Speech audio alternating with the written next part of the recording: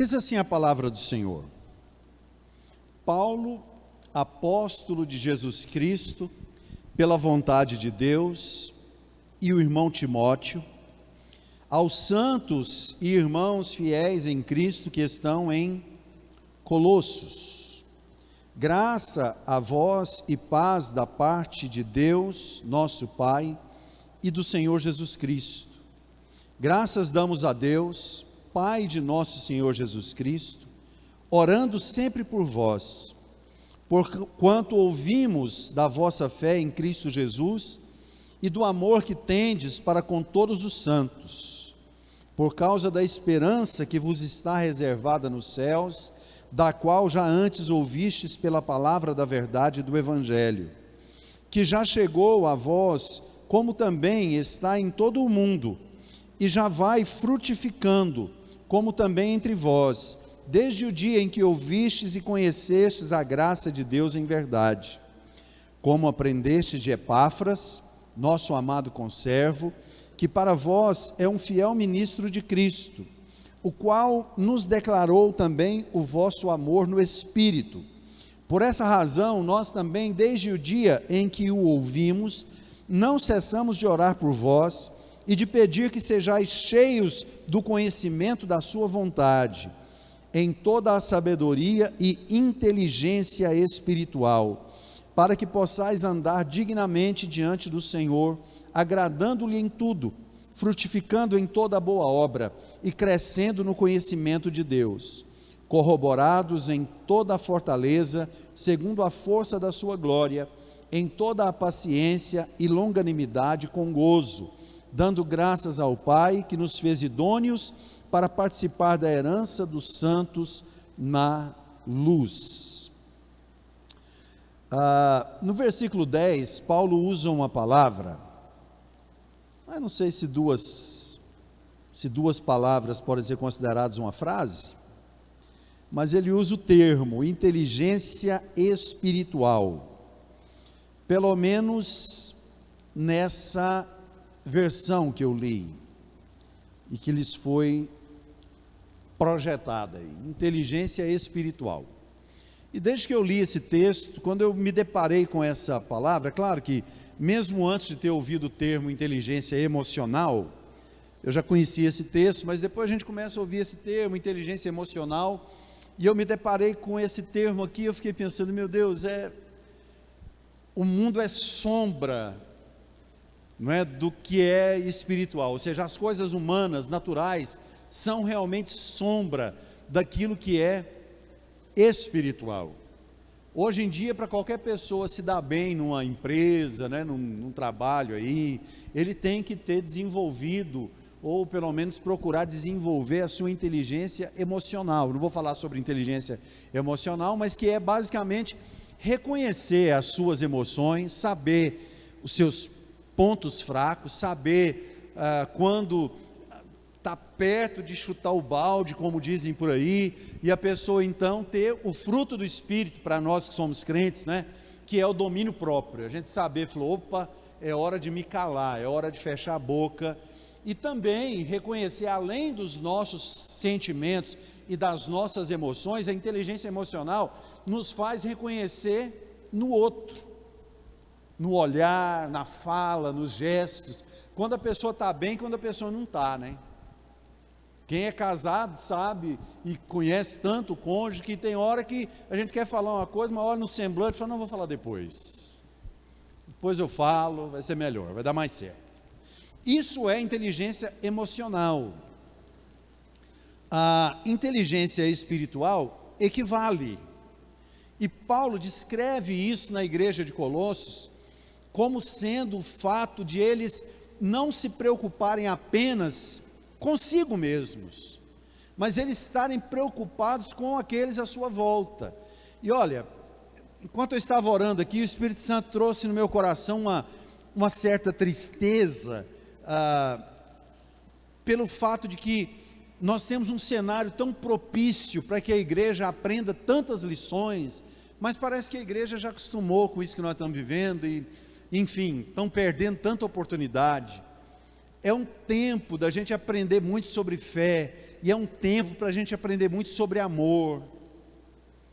Não é? Eu vou rapidamente aqui falar, claro, eu sempre separo uns pontos para eu poder expressar as minhas ideias aqui. No meu primeiro ponto aqui eu escrevi que nesses dias nós temos a oportunidade de aprender a compartilhar a fé e o amor, sentimentos, né? Deixa eu chamar o amor de sentimento, e a fé também de um sentimento aqui, mas a fé na realidade é uma atitude, e o amor também é uma atitude. Se a gente for deixar para amar, só que eu não estou sentindo de amar aquela pessoa, não, o amor é uma atitude. Jesus nos amou primeiro, sendo nós ainda pecadores. Então o amor é uma atitude, a fé é uma atitude, mas dentro do pacote de sentimentos e emoções aqui, a gente usa muito a fé e o amor, de um modo geral, não é assim, pela nossa natureza egoística humana, naquilo que é favorável a nós. Todo mundo quer ser amado. Há anos eu venho tentando preparar uma palavra, só que eu esqueço dela e lembro em momentos como agora. Eu tenho que pegar algum dia, parar e preparar sobre isso. É quando a palavra de Deus manda amar a Deus sobre todas as coisas e o próximo como a si mesmo, e tem a parábola do samaritano. E um dia o Espírito Santo falou um negócio comigo, não é sobre isso que eu vou falar, já vou terminar em 15 segundos aqui, só passando a ideia para você. Desenvolva uma palavra a partir disso aí. Irmãos, nós não aprendemos a amar nem o semelhante ainda. Quem que é o nosso semelhante? O nosso semelhante é aquele que fala, paz do Senhor, irmão, aquele que tem a mesma fé, não é? Isso é o nosso semelhante, aquele que você chega perto dele, de noite, ele tomou um banhozinho, está ali com a roupinha limpinha. Esse é o nosso semelhante, que a gente não aprendeu a amar ainda. Quem é o nosso próximo? O nosso próximo é aquele que estiver no nosso caminho, seja um morador de rua, que está um mês sem tomar banho, e que nem os mosquitos não aguentam mais ficar perto dele, tanto está fedido, e a gente tem que chegar ali, e de alguma forma, expressar o nosso amor, né?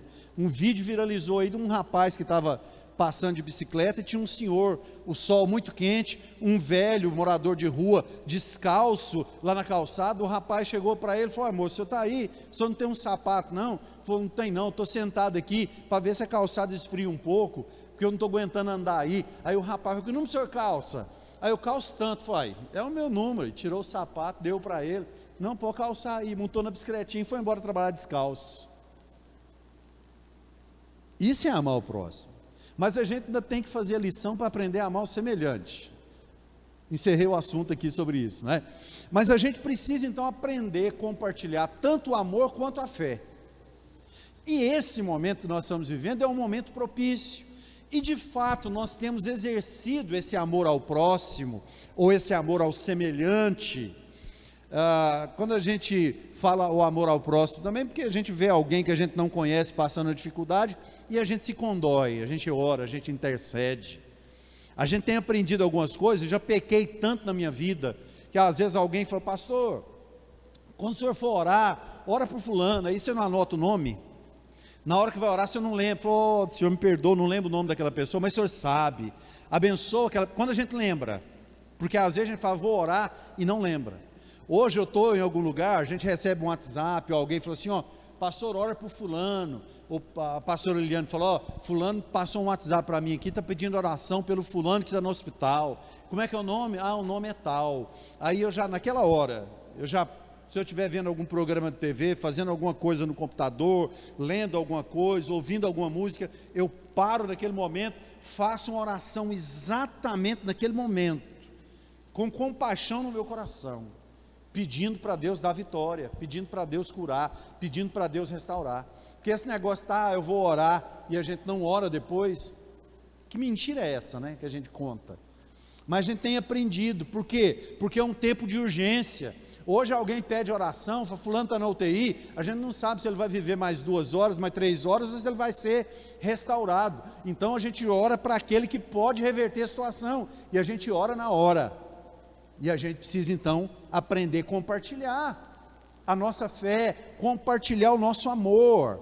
Olha o que está dizendo aqui o versículo 3: graças damos a Deus, Pai de nosso Senhor Jesus Cristo, orando sempre por vós, porquanto ouvimos da vossa fé em Cristo Jesus e do amor que tendes para com todos os santos. Nós temos que aproveitar essa situação terrível que a gente vive e aprender a ser menos egoístas e mais amorosos, e aprender a, de alguma forma, quando alguém fala assim, ora por fulano, a gente começar a pensar, falar, é uma situação de urgência, e é uma situação que só Deus pode resolver. Quando Jesus orava, a Bíblia diz que ele se movia de íntima compaixão, e então ele orava, e a gente precisa desenvolver isso no nosso coração. Segundo lugar, nós estamos vivendo uma época que a gente precisa ter discernimento da verdade. Eu não sou uma pessoa apolítica, eu voto, meu voto é secreto, mas eu voto toda eleição. Campo de Campinas tem os seus projetos aí, eu sou do Campo de Campinas, a gente sempre embarca nos projetos do Campo de Campinas, não é segredo para ninguém isso aí, enfim, mas todo mundo conhece a minha situação. Mas o problema é que hoje as pessoas estão falando que o brasileiro está aprendendo a discutir mais sobre política. Eu infelizmente não vejo assim, eu vejo que existe uma polarização, existe um partidarismo. Tem gente que é a favor de um e contra o outro e vice-versa, e vira uma guerra, uma disputa, uma situação totalmente, e infelizmente, alguns cristãos desavisados, dos dois lados, que tem cristão da esquerda, tem cristão da direita, alguns cristãos desavisados, recebem uma notícia, e sem saber se é verdade ou mentira, passa aquilo para frente, e vai passando para frente, e vai passando para frente, e vai passando para frente. Não, irmãos, o crente ele precisa aprender a buscar a verdade, ele precisa aprender a saber se aquilo que nós estamos passando adiante, é fato ou é boato. Hoje tem muitas fontes para isso, não é? Hoje a gente pode, enfim, e a gente precisa, em primeiro lugar, esquecendo sociedade, cenário político, essas coisas, em se falando de verdades espirituais. Você abre as redes sociais, o que tem de falso profeta, o que tem de falsas doutrinas que chegam até nós. Mas Paulo elogia a igreja de Colossos, por quê? Porque eles haviam começado na verdade e estavam permanecendo nessa verdade. Olha o que diz o versículo 5: por causa da esperança que em vós está reservada nos céus, da qual já antes ouvistes pela palavra da verdade do Evangelho. Esse é um tempo, irmãos. Versículo 6, que já chegou a vós, como também está em todo o mundo, e já vai frutificando, como também entre vós, desde o dia em que ouviste e conhecesse a graça de Deus, em verdade. Esse é um tempo, irmãos, que nós estamos aí, né? A gente sempre falou tanto da vinda de Jesus. Eu já tenho uns 35 anos de crente, para mais, 50, pouco mais de 35 anos de crente, e eu aguardo Jesus desde o dia que eu aceitei a Ele. E não acho que Ele está demorando não, acho que Ele vai vir quando for a hora dEle vir. Mas tem muita gente que pensa na vinda de Jesus só com o arrebatamento da igreja. Pensa quantos crentes nos últimos 4, 5 meses tiveram um encontro com a eternidade aí. Aqueles fiéis tiveram um encontro com Jesus, os outros tiveram um encontro com a eternidade, né? Quantos já tiveram esse encontro? Então, mais do que nunca, esse é um momento que a igreja está vivendo, em que a gente precisa primar pela verdade, buscar a verdade, viver a verdade, preencher a nossa mente e o nosso coração com a verdade. A igreja de Colossos foi parabenizada por Paulo, né? Que nós possamos ser parabenizadas pelo nosso Deus, que Ele possa dar testemunho de nós, como dava testemunho de Jó. Tem visto meu servo Jó, um homem íntegro, reto, que se desvia do mal. É isso que nós devemos viver nesses dias como igreja. São tempos em que nós precisamos estar com a mala pronta, a mala arrumada, tudo preparado, vestes brancas, porque na realidade, é aquilo que a gente pregou durante a vida toda. A gente não sabe o dia, pode ser hoje ou pode ser amanhã. Isso se aplica não apenas ao arrebatamento da igreja, mas à nossa ida antes do arrebatamento. Tem gente que está indo antes do arrebatamento, né? Então a gente precisa pensar nisso. Em terceiro e penúltimo lugar, o conhecimento da vontade de Deus vem através da inteligência espiritual. Irmãos, nós precisamos pensar a respeito disso. Assim como a nossa inteligência emocional precisa ser desenvolvida. Acabou aquela história daquela síndrome de Gabriela que todo mundo falava: eu nasci assim, cresci assim, vou ser sempre assim. Hoje, se você quiser, tem no YouTube, tem muitos cursos baratos, tem uns de graça, que alguém que é talvez escravo das emoções, né? Porque tem gente que é escravo das emoções. Ele não aguenta ouvir certas palavras, ele perde as estribeiras, tal. Hoje é possível você administrar isso e aprender a se conhecer e a dominar isso. E o crente já tem essa ferramenta na palavra de Deus, como eu já disse aqui, que é o fruto do Espírito Santo, domínio próprio. O crente já precisava ser assim. Infelizmente, tem muito crente que ainda, dá licença aí, Jesus, aí, enfim, não é? Mas assim como a inteligência emocional pode ser adquirida, pode ser trabalhada, a inteligência espiritual também precisa ser. É algo que a gente precisa desenvolver. A Bíblia diz: desenvolvei a vossa salvação. Aceitei Jesus, nasci de novo, sou nova criatura. Beleza, nasceu de novo, neném nasce lá, ele fica fazendo as coisas na fralda, até o dia que ele aprende a usar o vaso sanitário, não é? Pior que tem gente que nasceu de novo, mas usa fralda até hoje. Paulo falou assim: eu queria estar falando a vocês como adulto, queria estar dando alimento sólido, mas estou tendo que dar canjinha, papinha, leitinho, não é? Um versículo que o nosso segundo vice-pastor gosta muito aqui, fala: deixando os rudimentos da fé, ou seja, aquela base, estrutura. Já pensou alguém que vai construir uma casa? Vou construir uma casa. Ele fura, coloca as vigas baldrame ali, né? Coloca as tábuas, ferro, coloca o concreto, faz as vigas baldrame, fala: vou entrar para dentro e vou morar. Sol, chuva. Não, você tem a fundação. Nós precisamos edificar sobre o fundamento. E a nossa inteligência espiritual, Jesus descreve muito bem ali como é que a gente faz para desenvolver e edificar a nossa casa. Aquele que ouve as minhas palavras e não as pratica é semelhante ao homem que constrói a sua casa na areia. Vem o vento, a chuva, a tempestade, dá sobre ela e ela não suporta, ela é levada. Mas o homem que ouve as minhas palavras, ou aquele que ouve as minhas palavras e as pratica, é semelhante ao homem que constrói a sua casa na rocha. O mesmo vento, a mesma chuva, a mesma tempestade vem sobre ela, mas ela fica firme. A igreja de Colosso aprendeu a desenvolver a inteligência espiritual, e nós precisamos, vindo aos cultos de estudo da palavra, escola bíblica dominical, aos nossos cultos de evangelismo, de celebração. Por último, sempre há um propósito no desenvolvimento da vida espiritual. Eu vou melhorar como crente, eu vou melhorar como pessoa, eu vou melhorar como filho de Deus. Para quê? Para eu me gabar disso? Todos nós temos um chamado para frutificar. Jesus falou assim: não escolhestes vós a mim, mas eu vos escolhi a vós, e vos nomeei, para que vades e deis fruto, e o vosso fruto permaneça. O crente precisa frutificar.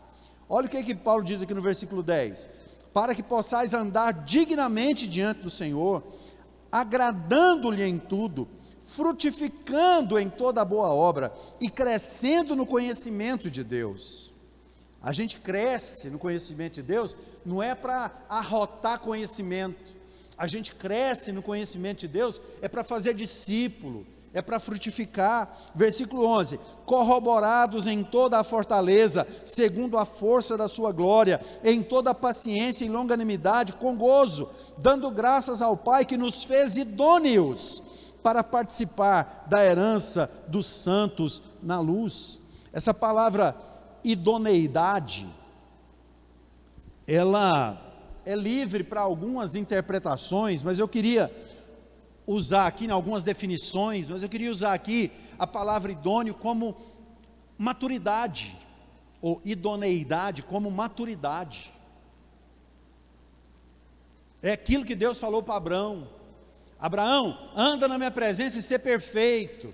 Irmãos, não é perfeito no sentido de nunca errar, nunca falhar, mas é perfeito no sentido de ser alguém completo, maduro, como um feto, que depois da 36ª semana, é 36 semanas, né?